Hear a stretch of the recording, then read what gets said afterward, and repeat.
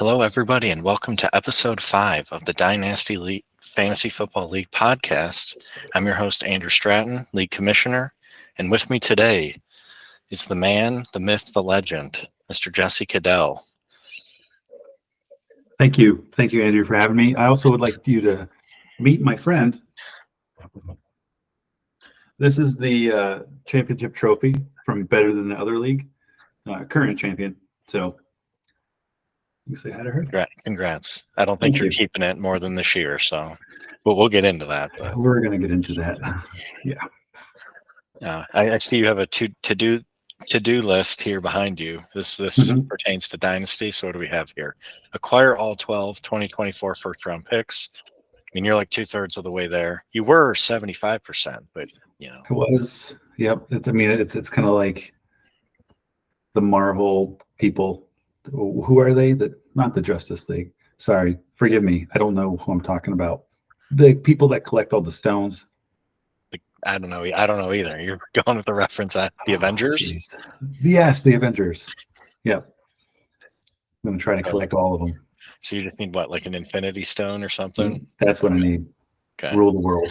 And then what's the other one? Trade A.J. Dillon back and forth at least 6 times. I mean, you pretty much are there, but you want 6 more? I think I need to do it 2 more times. Yep.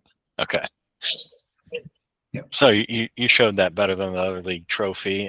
So that's what we're going to talk about for a bit today. You guys had your draft last weekend, and we're going to kind of dive into that and take a look at that league. If you want to kind of talk about that league, how it's who's in it, how you guys do things. Definitely. Yeah. I mean, we've been together. I think this is our 16th year. I think it is. Our first year was 2008. So, it'll be 15 years. Yeah. I believe. So I think some of the originals, the OGs, you can call them, me, Dave, Ben was in it for a while. He's back in it now. And Eric Hammond, who I'm sure some of them have played poker with online or something a couple of times, but Matt's in the league, Nick Corum. So am I missing anybody? I think that's all the crossovers. That's the crossovers from the Dynasty League. But yeah, we've it's always been a redraft league. We do have a weird style of points, which we don't need to get into that. We don't need to get into that, but everyone seems to like the point system. But it's just a unique group of guys, and we love to have fun and change up how we do draft order every year too. So. Yeah. So this year, you guys, I know everybody picked this song and you put it on a shuffle. Well, I heard that 11 of the songs were on a shuffle, but you made sure you played yours first, right? Yeah. Somehow my song played first, meaning that I got the first choice of draft pick where I wanted to draft from. My face instantly got red. Everyone started calling me out saying, "Oh, you rigged the frickin' league. You rigged this." I really didn't want the first pick, the first choice of draft pick. So I ended up choosing the third pick, which didn't bode well for me because it didn't fall like the way I wanted it to. But yeah. All right. So yeah, we'll talk about your team first here at number 3. Look at your first pick, Cooper Kupp. I already think that's not a great, especially with hindsight here now. This was before the news. Yeah, I understand that, but and this was also maybe 6 or 7 beers deep, maybe another Jack and Coke deep after walking 18 holes of golf. So. Hey, forgive me if my mind wasn't right all there. You broke the cardinal rule. Don't drink and draft.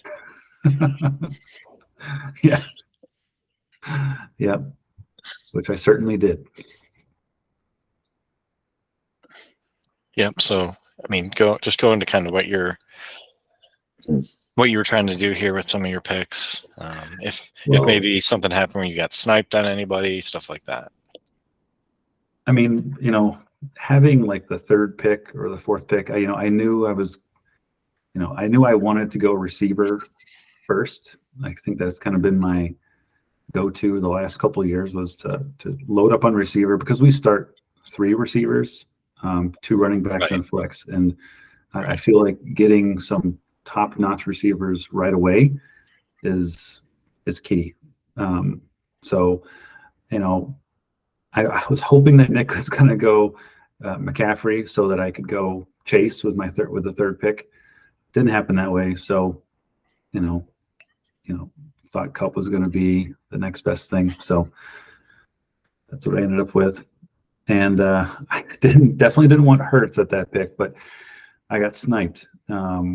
Eric took Garrett Wilson with his second pick, being Team 5.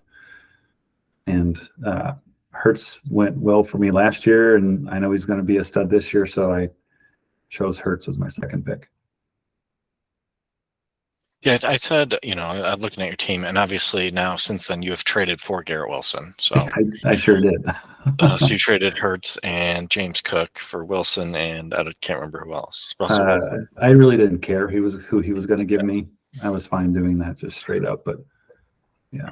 And to me, that deal made sense on Eric's end. He has several, he drafted a lot of wide receivers in this, 2 through 10, the second through the 10th round. So he had, kind of wide receiver depth. Yes, Wilson is probably his best receiver, but getting an extra running back because all he had was Breece Hall and Javonte Williams, I thought it was a no-brainer for him to add a running back. And you had this trio here, Dobbins, Pearson, James Cook. So, I kind of said I thought Eric won that trade, but if you really think Garrett Wilson's going to be that guy, and I do think, of this tier of receivers here, this, Devonta Smith and Olave and Waddle and Wilson and these guys, if any of them I think are going to take a step up with these two, I think it's probably Garrett Wilson. I agree. I just think he has that opportunity. So, yeah, I mean, especially with the numbers he put up last year with whoever his quarterback was, and now this year having Rodgers, I think it's going to take Wilson's game to a whole new level. So I'm hoping so, at least.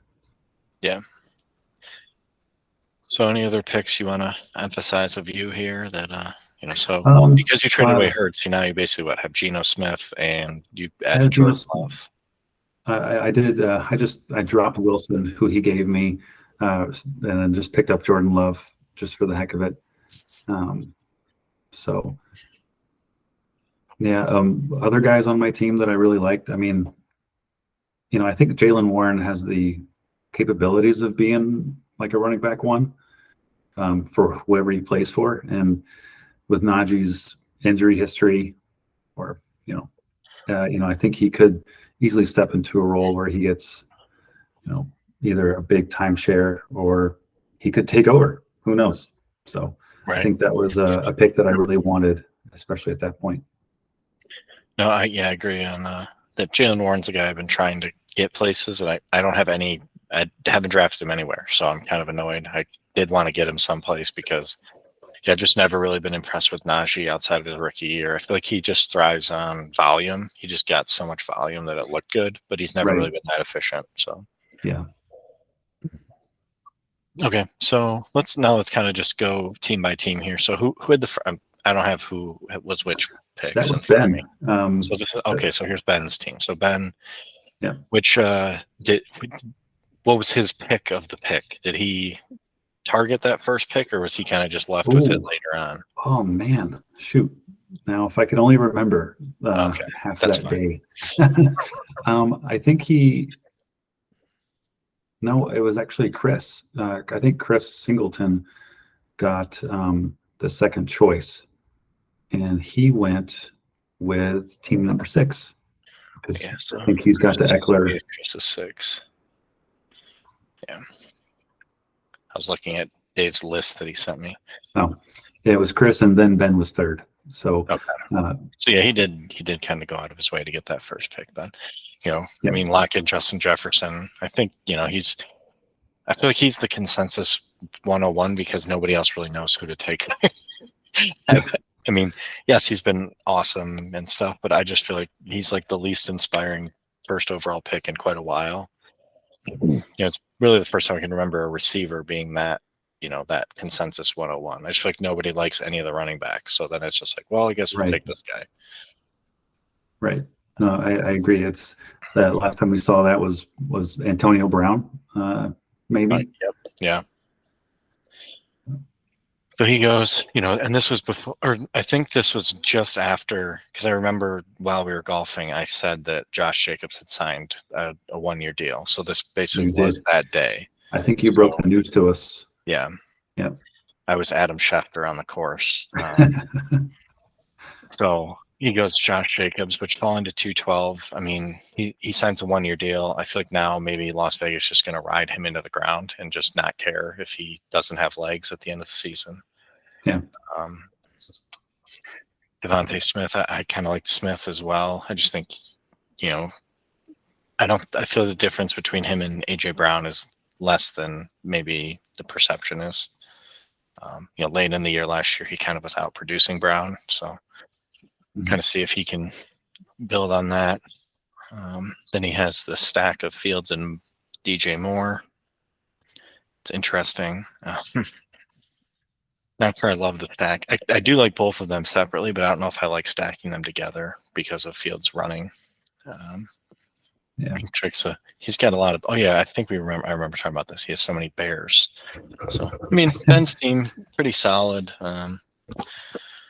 He's also set up to just completely punt week 13, I believe it is.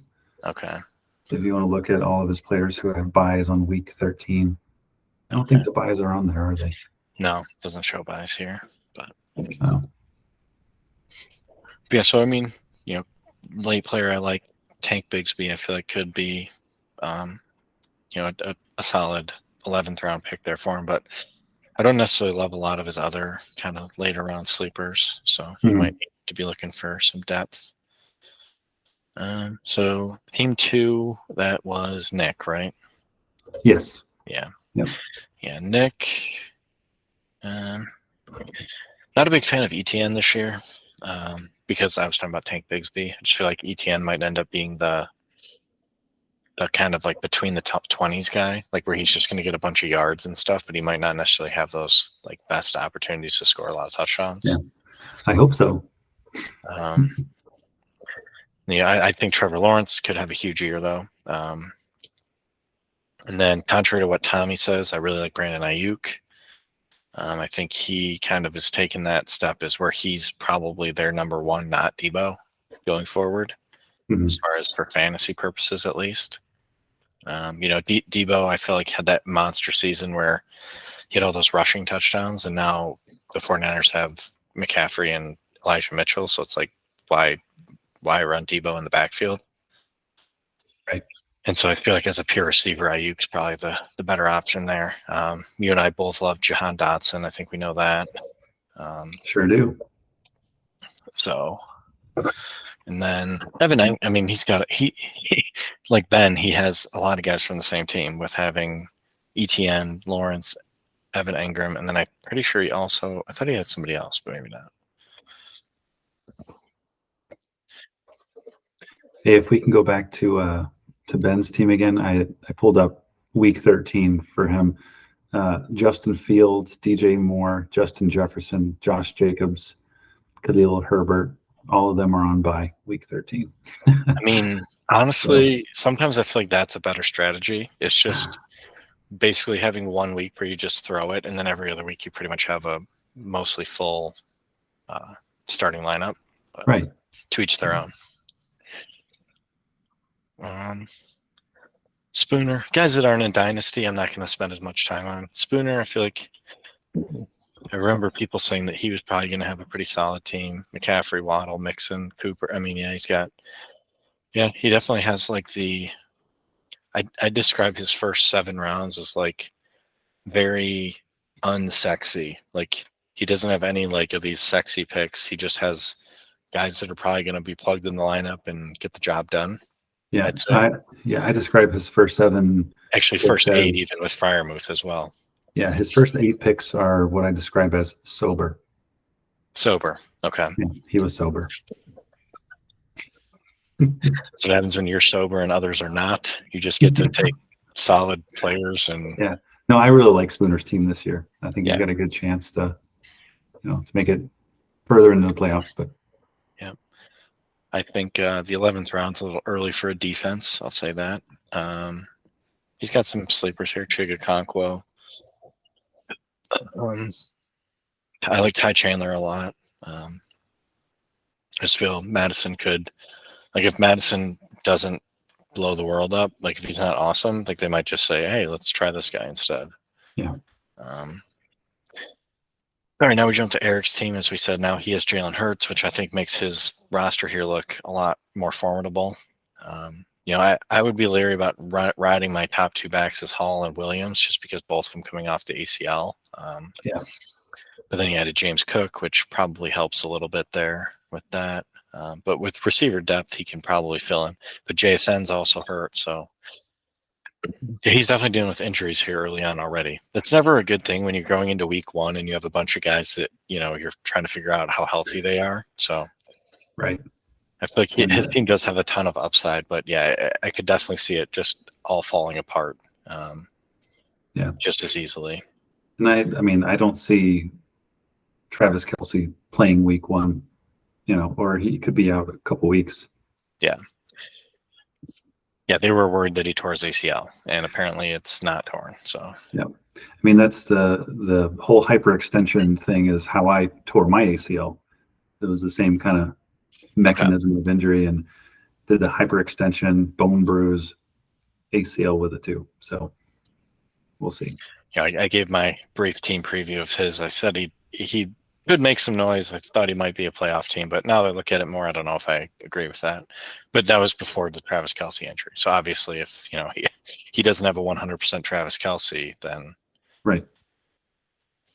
When you have Travis Kelce and Jalen Hurts, that can make up for lack of depth other places. You just have a positional advantage so huge, like that Sure. would be at tight end. Can kind of make up for a little bit of an RB2 issue. Yeah. When you're getting in this league 30 points from a tight end where everybody else is getting 12 or 15, it's so team 6 was Chris Singleton. Chris Singleton, yeah. Why don't you hop into his squad here? Sure. Jonathan Taylor. I was, if I was in that position, I wouldn't have touched Taylor until, round 6 or round 7. That's just me. I just not confident with drafting someone that early who knows if they're going to play at all this season. Right. Or I don't think he's going to be playing for the first 4 weeks anyways. But Adams, good pick. I just not confident with his quarterback, but he has been known to produce with, Derek Carr, other than Aaron Rodgers, Brett Hundley, or whatever other backup quarterback Green Bay's have ever, he's had. So I love the Ridley pick, though. I think he's going to be a stud. I was waiting for him to drop to me as well. Just didn't make it there either. If I had my way, I would have went 4 receivers right off the bat. But he didn't make it to me. London. Yeah. What do you think about London? He's still on your dynasty team, right? Yeah, I've got him in a few places. I'm hopeful that, he can do something here, but it's just a matter of how much is Atlanta actually going to throw the ball. They ran the ball pretty much more than anybody but Chicago last year. They might have run it more than Chicago. I think they did. And then they draft a running back in the top 10. So I feel like, their MO is they're going to run. They're going to run the ball. Sure.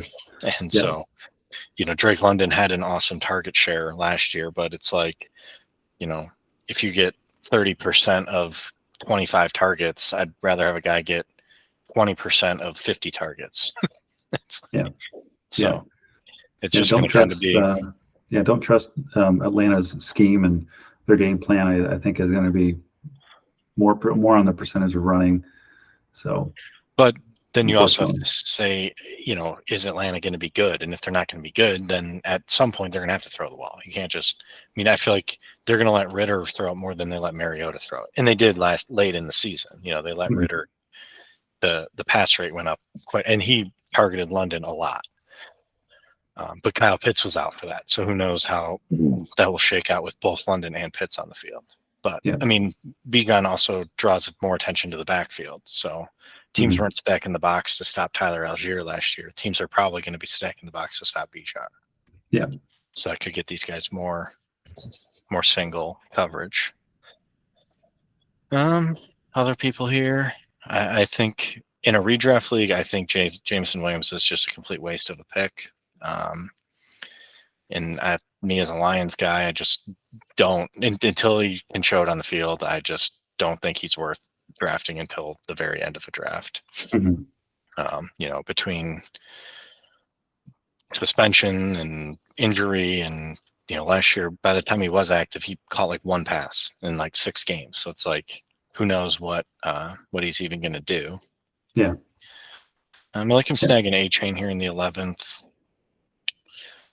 I mean, Miami seems to always be rotating guys, and with Jeff Wilson hurt, so it's like, you know, it's Mostert, it's A-Chain, and then it's, who knows? I can't even remember. Salvin Ahmed, maybe? Is he still on their team? Yeah, but maybe Leonard Fournette. Oh, are they signing? Is Miami signing Fournette? No, I just that's my weird prediction. Your rampant speculation. Speculation, yeah. No, I thought it was interesting that Chris went with the 2 kicker draft. He went the double kicker. He drafted double kicker. Wow. That should just. Did he have to take a shot? I feel like that should be an automatic shot. Yeah, that is one of our other interesting things about our league. Since it's not online, you know, people have to pay attention. Because if you draft someone who's already been drafted, you got to take a shot. I would have. I mean, when you guys drafted like a week and a half ago, I would have gone with my 0 kicker strategy and just waited until the season started to pick somebody up, so I could have an extra bench guy. But because I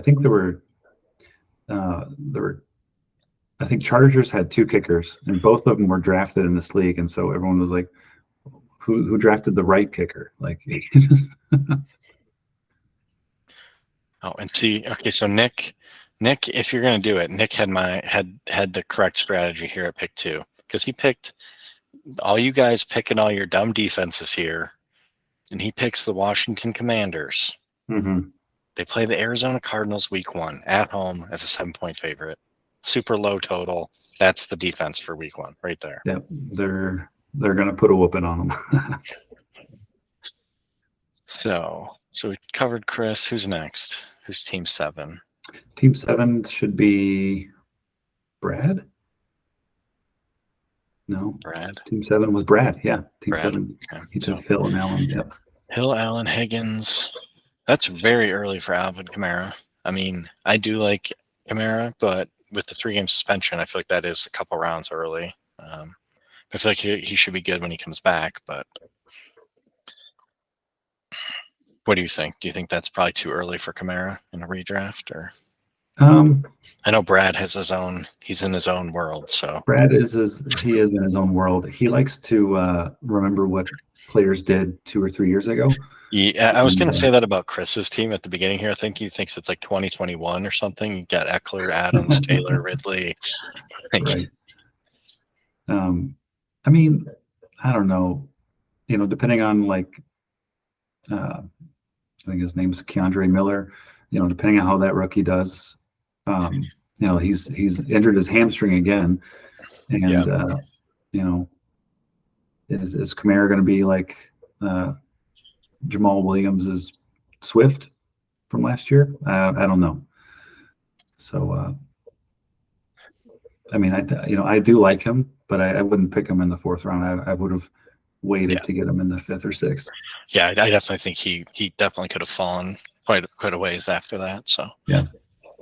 I mean, yeah, he's got another team that's like, Tyler Lockett is like forever the pick that nobody ever cares about, but always just helps you win games. He always produces. He's always consistent, and nobody's ever like, you know who I'm going to draft? Tyler Lockett. All right, let's get him. Like, nobody's ever excited about Tyler Lockett. I mean, he's been the like a wide receiver 2 for the last 25 years, I think. He is turning 47 this year, so I think that's about right. So he snagged Dalvin Cook here. I think it's a little early for Zach Ertz.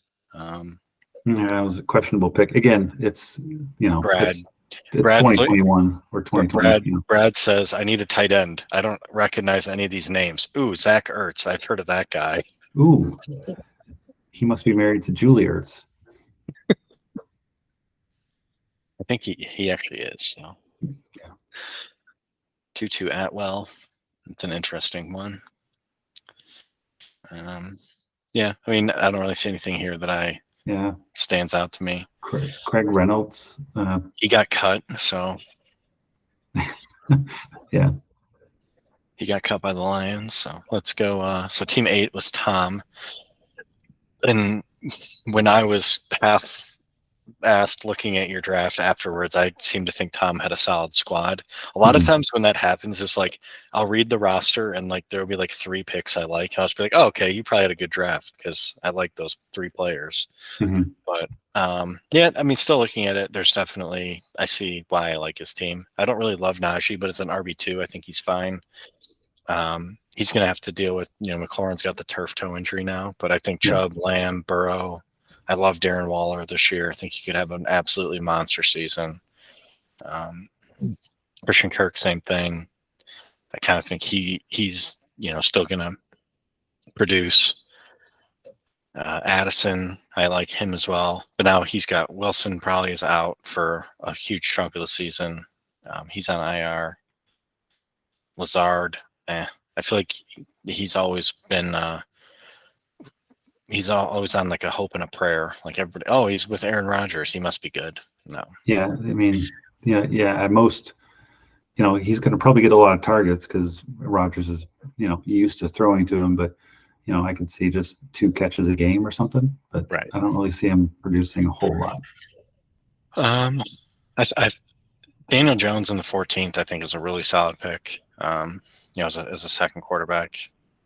I feel like Jones is low key will probably end the year as a top 12 quarterback. So it's somebody that he could maybe trade because he has Burrow and there's not really a need to have Jones. But I like both of his last 2 picks, A. Jones and Deion Jackson, I think. Yeah. Especially with, Taylor missing a chunk of that early season. Mm-hmm. So I see why I had highlighted him as a team that I think is pretty solid top to bottom. Oh, sure. But now that I look at it, there are some question marks still. Yep. So team 9 is Jimmy. Do you want to get into Jimmy here? Oh man. Do you just want me to read what I wrote for him on Facebook? Sure. Oh boy. Is this come up with something right off the cuff. Right. What I wrote for him was right off the cuff because I was intoxicated that night, and I felt like just completely roasting him. Yeah, I mean, it's like that's too early for Mahomes. Oh yeah, really early for Mahomes. Judy's probably going to miss a couple games here. I had said that my wife knows better than to draft Kermit the Frog in the first round. Kermit the Frog. Mahomes. Yeah.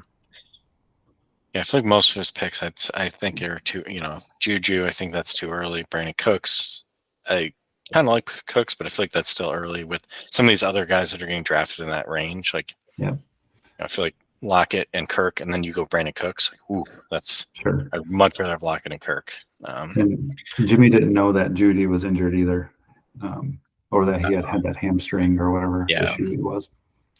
Jamal Williams, he's not going to score 15 touchdowns again. DJ Chark, he's hurt.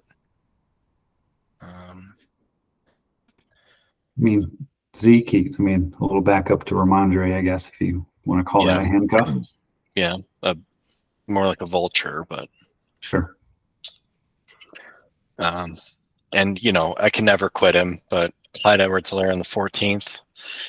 I said I don't really like Pacheco, and I feel like Clyde Edwards-Helaire is not going to just become like annoying. I think that's all he's going to be. Is like I saw somebody talking about it today. They're like, you're going to roll out there week 1 and everyone's be all excited. Like, all right, we got Pacheco. And then it's going to be first play of the game. Be like, why the fuck is Clyde in there?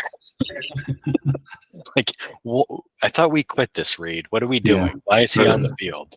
And Well, then it's just going to be like, why is he still out there? he's going to have 1 week where he does, score like a rushing touchdown and a receiving touchdown, and then he won't see the field the next week at all. Yeah, right. It'll be one of those. Yeah.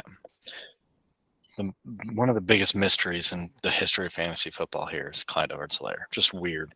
Mm-hmm. All right, so team 10 is I'm trying to remember who's left. Team 10 was, I think that is Kevin. Kevin. Kevin. Okay. Have you talked about his team yet on Facebook? Probably not. I have not. No. Okay.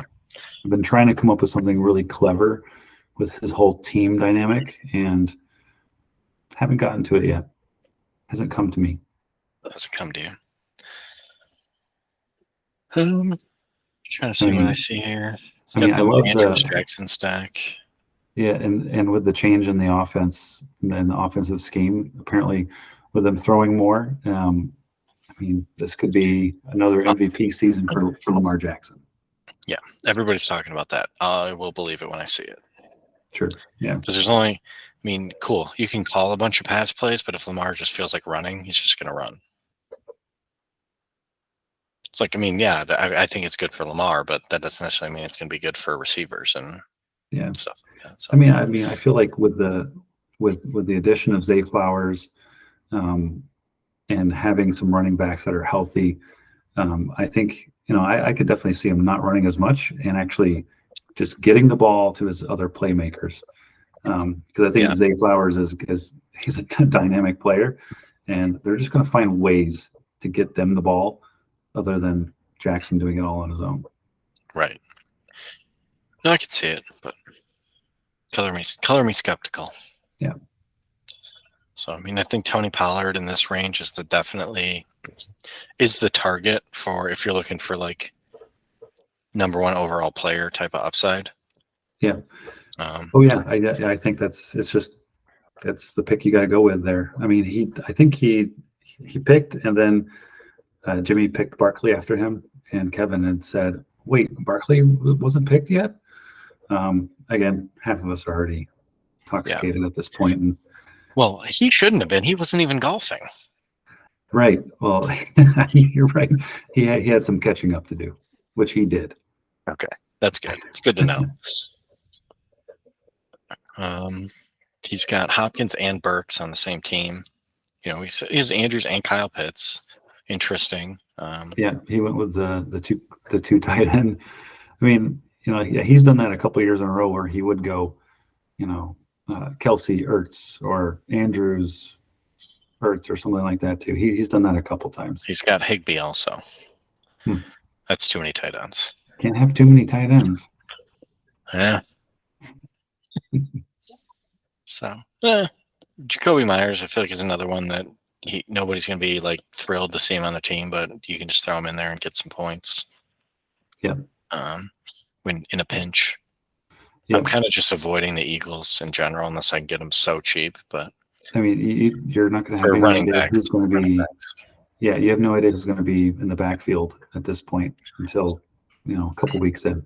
It's hard to predict. I heard somebody say today that from what they're hearing, the Eagles want DeAndre Swift to be quote unquote the guy, but for the Eagles that might mean like he gets 10 carries and 5 targets a game. Like that could be the guy. Yeah, like really which isn't worth. Yeah, which isn't worth much. 5th round pick or whatever Swift went for. Mm-hmm. So Dave, you're the one that sent me this. We got Goose here. Let's see. So Dave, I feel like Dave always has Derrick Henry somewhere. Like I feel like every team Dave sends me, he has Derrick Henry. Oh yeah, he picks up the Yeti everywhere he can. At some point, he's just not going to be what he is. So I've been fading him for way too long, probably. Yeah, I've never owned Derrick Henry in a league ever, and right, because every year you keep saying that he's definitely dropping off this year. Yeah, he can't produce what he did last year again. but he keeps doing it. Yeah. Although he's been getting hurt though the last couple of years. So. Mm-hmm. But yeah, when he's on the field, it's hard to Yeah, and then his duplicate. receivers, I think. I mean, yeah, AJ Brown, Keenan Allen. I think that's a really good duo. Yeah, I agree. Again, I like looking into the different offensive coordinators going different places, and Kellen Moore coming into for the Chargers. I think, Herbert's he's got a lot of weapons too, and he's gonna, I think they're all gonna have their days or their weeks that they're gonna be really good values. Yeah. I think Miles Sanders also is a pretty solid pick. I just don't think any of their other running backs are going to really challenge him for a lot of work. So I feel like for volume purposes, like this could be one of his biggest volume seasons. The Eagles have constantly just been headache for Sanders owners. And I feel like because he goes to Carolina and they're not as good as an offense, people kind of like forgetting about him. But I feel like he's a pretty solid RB2. Well, sure. Yeah, Bryce Young has to lean on something, and it's got to be the running game. So I think Miles is going to get a lot of opportunities.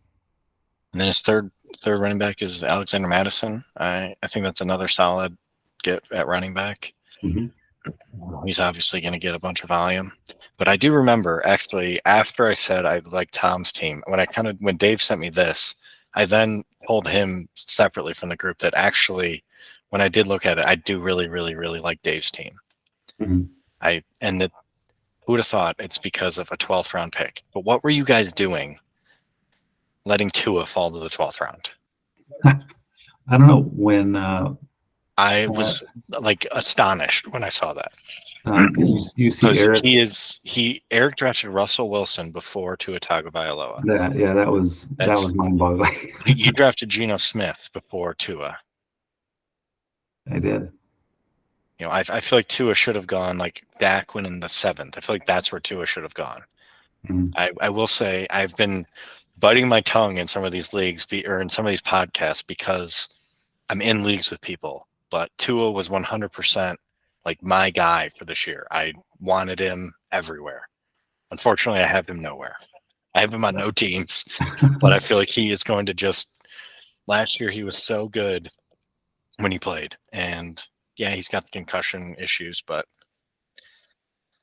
we'll see what happens with that. But I feel like that's yeah.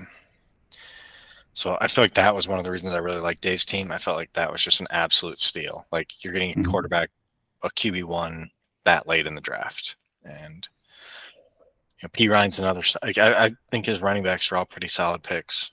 Henry, Sanders, Madison, P. Ryan. P. Ryan's going to get. Then I think Davis could have a good year. Pittman in the 7th round. That's probably a pretty solid get with Pittman. So yeah. And now with Kupp's injury, Van Jefferson's probably looking like a better pick there. Right. So yeah, I feel like he got pretty solid value. It was he wasn't drinking either. He probably had like 7 devices, right? He had 3. He brought his own tray table to set up to have his. He had a laptop, and then he had a tablet next to him, and then obviously he had his phone. Yep. So. Yeah. So.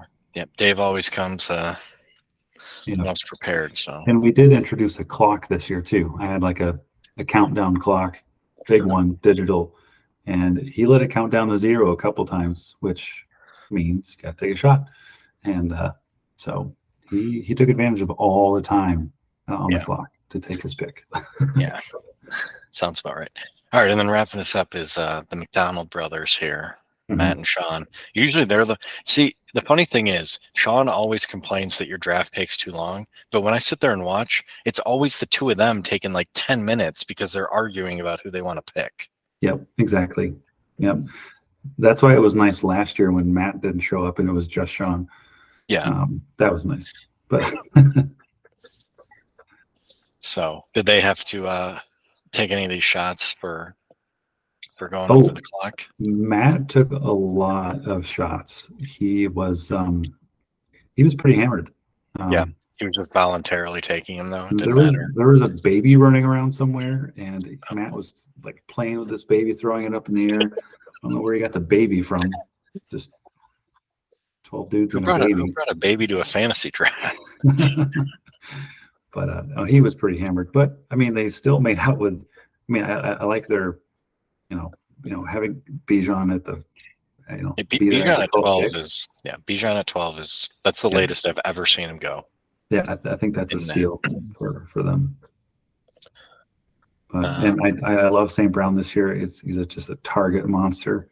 Yep. As long as he increases his touchdowns, he's going to be good. I agree. I think that's a little early on Debo, but I like Aaron Jones there where they got him. I think he's another one that, he kind of just quietly and, Love will lean on him to kind of get dump offs and stuff like that. So. Oh, yeah. And I think Kittle is currently questionable for week 1. I'm not sure. Well, it's a week with a number in it, so Kittle's probably questionable because he basically is always questionable. Like he's not even hurt, and they just put him on the injury report. That's right. Yeah. And I don't like having multiple San Francisco players. That would just drive me nuts. So having Samuel and Kittle, can't do it. Yeah, I think they're a team that's kind of, I could see it going well, but I could also see it just kind of being meh, and they're just grinding out 200 points and not doing much of anything as well. So, So all right, well, overall impressions of what you guys did and how things turned out. I think things. I don't know. I feel like, we've been together for so many years that I feel like we all know how each other are drafting now, and I feel like this year, aside from 1 or 2 players or teams, I think we all have like the same advantage this year. It's going to be, we're not going to really know who's going to be in the running for top playoff spot or whatever until, midway through the season. Yeah. There'll be some moves and deals and stuff like that. Of course. Yeah. We're a big trading league as well. We like to ship our players out for other things. So we'll see if a dynasty member can take home that league title this year again, like last year. So, yeah. As in our league, the Doyle and I talked about last time. Andy took home the league crown there, so we had a dynasty guy win there. So we got to just make sure we, people from this league win these home leagues. Andy almost double dipped because he almost won dynasty last year too. So I know. Yeah, that I don't want to see though. I don't want to see that. I don't want somebody winning both leagues now. No. So all right, now dynasty. We're gonna look at week 1 matchups here and see if see what we think's gonna happen here. Sure. So let's go. All right, let's go with the formality. Well, you're playing Matt, which I feel like is one of your better chances to potentially win a game. Yeah. Yes, I am. I think this could be my only win of the season right here. Yeah, start 1-0 and then just go down in a blaze of glory. I'd rather start hot and then just fade out really, poorly, rather than like accidentally win a couple at the end of the season. Yeah. Your team, obviously we know you're not going to be putting out a stellar lineup here, but Matt, he's starting Rashee Rice in his lineup. He's got Jerry Jeudy Jerry Jeudy, who's questionable, and Cortland Sutton. You got 2 Denver receivers. Traylon Burks, who's also questionable, or maybe not. Maybe he's back from his knee injury already too. But yeah. And then on his bench, it's not like he has anybody that I'm like, oh yeah, he's got Zay Jones. He can throw Zay Jones in there. Rashad Bateman. He's got all right options, but this is one. Obviously, I'm picking Matt to win, but I feel like it's I Could go mean, either way. I'm just happy that there's a really good chance that I have a second quarterback to start this year. Yeah. So I'll be rolling out Tannehill, and then whoever the heck Arizona starts decides for to start. Arizona. Hey, at least it's points, right? Yep. All right. Our next matchup, we've got a battle of the Knicks here. As our Okay. two-time defending champion Nick Stoll takes on Nick Corum. And I feel like this is definitely. I'm picking Nick to win. Yeah, I think I'm actually think I'm going with Nick though. Okay. Okay. That was probably the worst joke I've ever told. So, but no, I will go with Dr. Nick. Dr. Nick. Dr. Yep. Nick. Same. I think, he's just got, he just rolls out this solid squad that we were talking about it on the previous show, where it's just like nobody on his team is like stands out as like amazing, but he just has a solid squad that just puts up points. He's got Deion Jackson on his bench also, so that's another. Yep. And I think, here.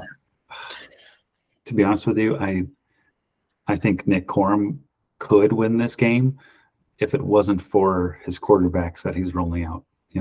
Starting Bryce Young and Desmond Ritter. If it wasn't for them, Corum's got a really young, strong team that will eventually be in the runnings for championships. Yeah. Not right now. Just got to trust the process. Right. That's true. He's still going through the process. So, all right, next matchup we'll look at the Chris making his debut in the league, taking on Dennis. Chris inherited Tony's team, and team's pretty solid. I definitely see Chris coming away with a win here in week 1. Team is very solid.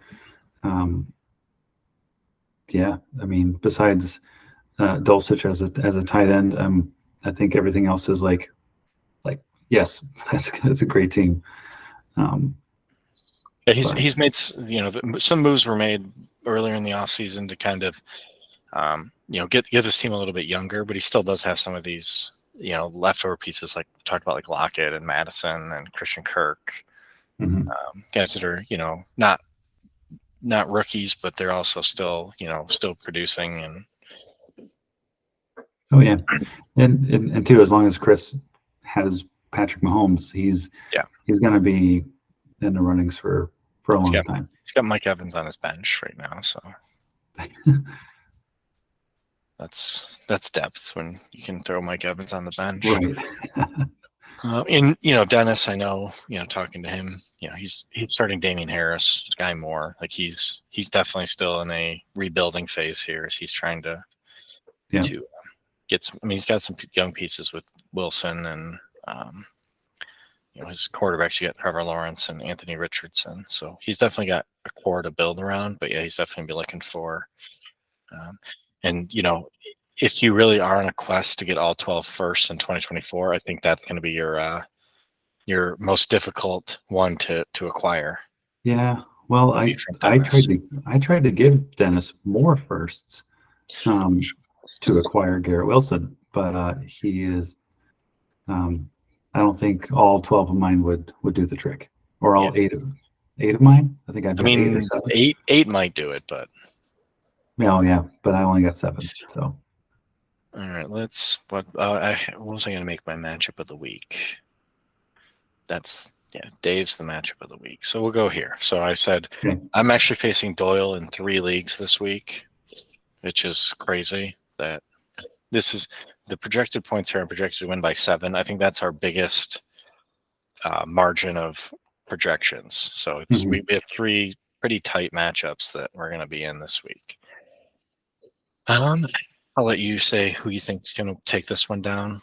I'm obviously usually partial to the home squad, but though I'm not playing the favorite on this one. I'm actually going to be going Doyle on this one. Yeah. Though I'm a little. I mean, he has to start Javonte Williams, but aside from that, I feel like he's going to eke out the win. But I don't know. That's just my inkling. I'm still tweaking some things with lineup, trying to figure out what my best best option is here. But yeah, this is definitely like kind of a coin flip to me. I think definitely could, it's going to come down to if any of our players have bigger weeks. It could come down to touchdown luck. Which, if it comes down to touchdown luck, I will lose because I feel like I never have my team score touchdowns. So I'm really good at if fantasy football was all yards, I would be sweet, but it's not. Mm-hmm. Yeah, I mean, my really bold prediction is that Tua, Waddle, and Devontae Smith, just the three of them, almost outscore your entire team. But that's just that's a bold prediction. That's like where you pick Calibri bold and then also bold it. Yeah. Isn't that a font? You can pick Calibri bold, but then you click the bold thing to make it even bolder. Oh yeah. Bold. It's a bolder prediction. Yep. All right. So we'll go Colin versus Ben. Yeah, I mean, Ben, he must have listened to the last episode where we said he needed to put Joe Mixon as a running back. I mean, yeah, Ben's depth issues are already going to be showing themselves, especially now he's Travis Kelce. Right. Yeah, like I said, of those teams in that mix that could just have to fall off and figure something out, Ben could be the one that we're looking at now with some of these. He's already running into lineup issues, I feel, in week one. Where he's having to start Tyler Boyd, and who knows what he's going to do at tight end if Kelsey's out. Right. Does he have another tight end on his roster? He's got Hunter Henry. Yeah, this is the kind of injury that can just completely ruin his year. Having Kelsey out, and then who knows, he's got such big names that if one of those players are gone for the season for some reason, then you can almost kiss his championship hopes goodbye. Right. And Colin's team, he's built a team that's just solid top to bottom at pretty much every position. Mm-hmm. So all I see are dogs. Just Hurts, dog. Barkley, dog. Just AJ Brown, dog. These guys are. He's gonna win the championship in my mind. He's poised to make it really far, and yeah, even for a couple of years, I think he's really done well over the last couple of years in building this team. Yeah. So, yeah. All right, now we'll go to my matchup of the week for this week. I don't know why I picked it as the matchup of the week, but here it is. Dave versus Andy. Dave was really hype about this matchup on our podcast, so I figured I'd pick it as the matchup of the week.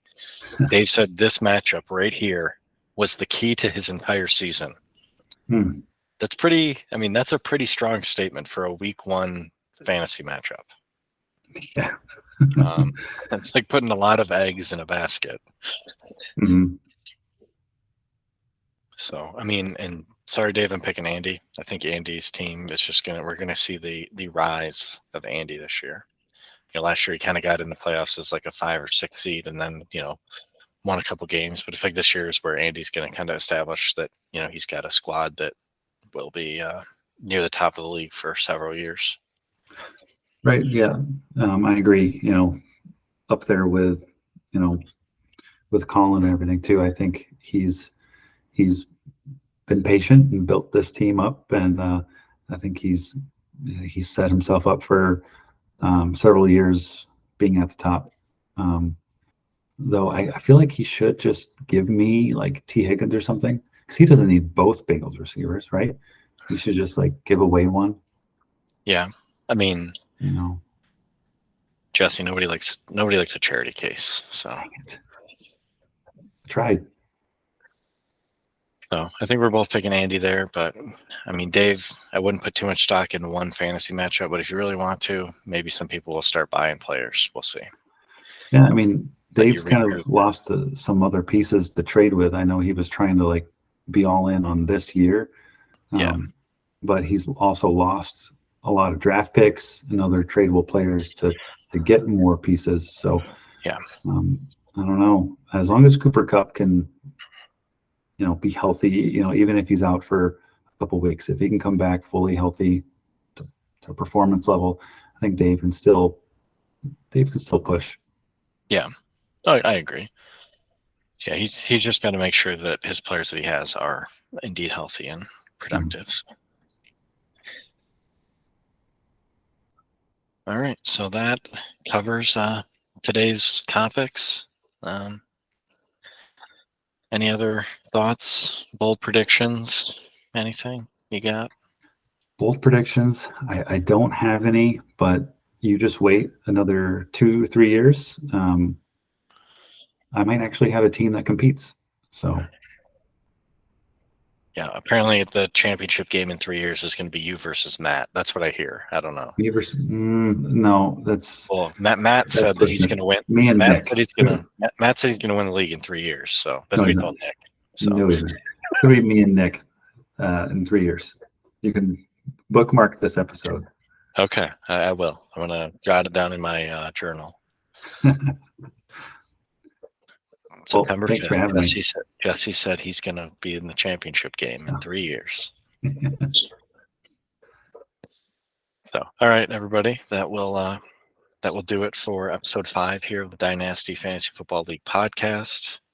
Thanks again for joining me, Jesse. Kind of going forward, this is probably the last quote unquote long form episode of the season where we're going to be out here for close to an hour. Going forward, maybe I'll probably be either doing a solo show or having a guest quick and just kind of running through matchups, doing a review of what happened the week prior. Just trying to chat with people and say hello. So everybody loves talking about fantasy football. Love it. And so that'll do it for us today. Have a good one. Have a good night.